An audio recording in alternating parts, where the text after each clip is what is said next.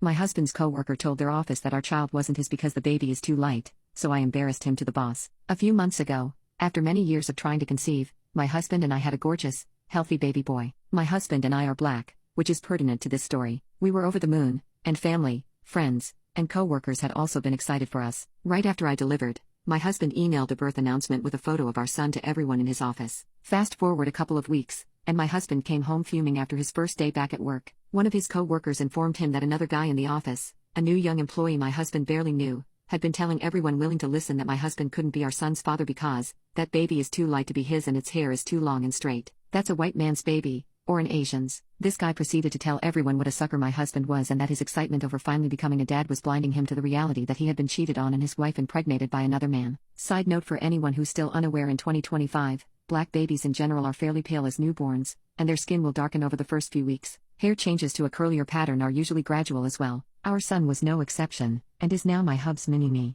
My husband said he had immediately confronted and questioned the guy, who completely denied saying anything inappropriate and claimed he only said, as a joke, the baby was too cute to be my husband's. But others in the office confirmed the first co-worker's account. Not only that, the guy had tried to parlay his superior perception SKLLS into some weird form of workplace clout. Fortunately, the guy got moved to a different shift that same week, so my husband didn't have to see him again. That is, until a company event this past weekend. Families were invited, and we took our son, and who should come and insert himself into our group as we were chatting with the boss but Brown-Noser McMuth. He interrupted our conversation and introduced himself to the boss, shaking his hand. When I realized who he was, my anger came flooding back, and I said, I don't believe we've met, but aren't you the guy who went around telling everyone in the office I must have cheated on my husband with a white or Asian man and this couldn't be his son? The guy went red and silent. Boss said to him, see me in my office first thing Monday, and walked away. I think someone's fired. My husband said I went too far because it was already over and done with.